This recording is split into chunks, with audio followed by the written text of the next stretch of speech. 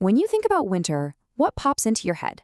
I bet it's something like cozy sweaters, maybe a hot coffee, binge watching a show. Well, we're about to dive into a totally different kind of winter, one that's a world away from any city, where just getting through the day isn't a given. It's a real achievement. And that line just nails it, right? It gets straight to the point. We're not just talking about a little change in the weather here. We're talking about a complete shift in how life is lived in the northern mountains of Pakistan. It's a whole other world. And this really puts it all in perspective. Over here, you've got the city winter most of us know. It's about comfort, central heating, maybe a snow day. But on the other side, mountain winter, it is a full-time job. Your main tasks are literally finding water and staying warm. It's the difference between a minor annoyance and a constant, demanding adventure. So to really get our heads around this lifestyle, we've got to start with the environment itself. Let's dive into the sheer overwhelming cold, what it's actually like to live inside what our source calls a giant deep freezer. I mean, what a powerful way to put it. This isn't some slow, gradual cool down. It's a sudden, dramatic flip of a switch. The minute that first big snow falls and sticks, the entire rulebook for daily life gets thrown out the window. Everything is frozen solid. And this is just brilliant. It shows you how deep that cold really sinks in.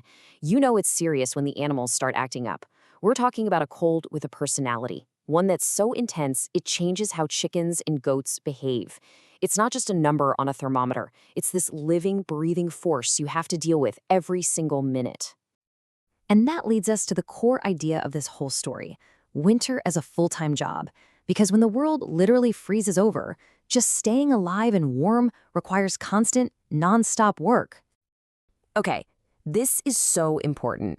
Notice the wording, which is guaranteed. This isn't an if, it's a when. Losing power isn't some surprise emergency, it's an expected part of the season. And that moment when the lights go out for good, that's the official start of what's called the real mountain life. So if you had to write a job description for this life, well, this would be it. And it is physically demanding, relentless work. Every single family basically becomes a team of lumberjacks, hydrologists, and trackers, all in one.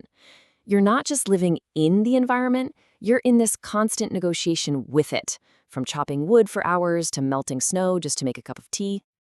But here's the beautiful twist. The lack of electricity, which sounds like a total drag, actually creates something amazing. With no screens to stare at, people are forced to, turn to each other.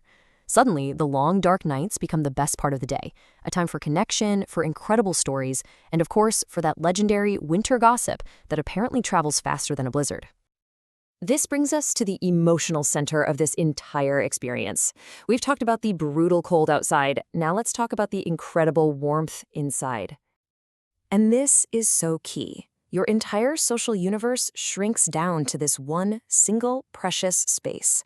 Everything and everyone gravitates toward the heat of that stove. It's way more than just a room. It's the heart of the home, it's the community center, and it's the command post for getting through the winter. You can almost feel it, can't you? The warmth, the smell of roasting potatoes. This room is just a constant hub of activity. From the practical stuff, like drying clothes for the next day, to the absolutely essential stuff, like sharing laughter and stories. And yeah, of course, there's always that friendly little battle for the best seat in the house, that hottest spot right next to the stove. But it's not all just about survival and huddling for warmth. There's this incredible spirit of joy and a deep appreciation for the unique beauty of this frozen world. It's pretty amazing. I just love this. While the adults are working their tails off, the kids are absolutely thriving. They don't just put up with the snow, they master it. They become these snow ninjas, finding pure, unfiltered fun in a place that would send most of us running inside. It's like they have, as the source says, inbuilt heaters. And the fun isn't just for the kids. There's this shared sense of humor that comes from everyone being in it together. A simple slip on an icy path isn't some big embarrassment. It's a free comedy show for the whole village.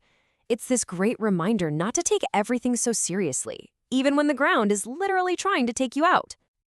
And then, beyond all the human activity, there's the profound magic of the landscape itself. The reward for enduring all that cold is getting to live inside this breathtakingly beautiful world. Just imagine it. The white mountains scraping the sky, the river frozen over like a sheet of glass. The source describes a silence that is so deep and so peaceful, it feels like time itself has just stopped. That's a kind of richness you just can't find anywhere else. So, as we bring this all together, what we're really looking at is a life that is just full of these beautiful contradictions. You have a brutal, unforgiving cold that somehow creates the most incredible human warmth. You have a lack of modern convenience that fosters this deep, powerful connection. And you have a tough, demanding world that is, at the very same time, just jaw-droppingly beautiful. And this brings us to the final, really powerful idea that this whole story leaves us with. It kind of pushes you to ask a big question. I mean, we spend so much of our lives chasing comfort and convenience. But what if this story shows us that true, real human warmth isn't found there at all? What if it's actually forged in the exact opposite conditions, in shared struggle, in relying on each other, and in the collective joy of making it through together? At the end of the day, it's really that simple and that profound. It's a story of hardship, yeah, but also of resilience, community, and incredible beauty. A life that's tough, but also hilarious and filled with the kind of warmth that no central heating system could ever replicate.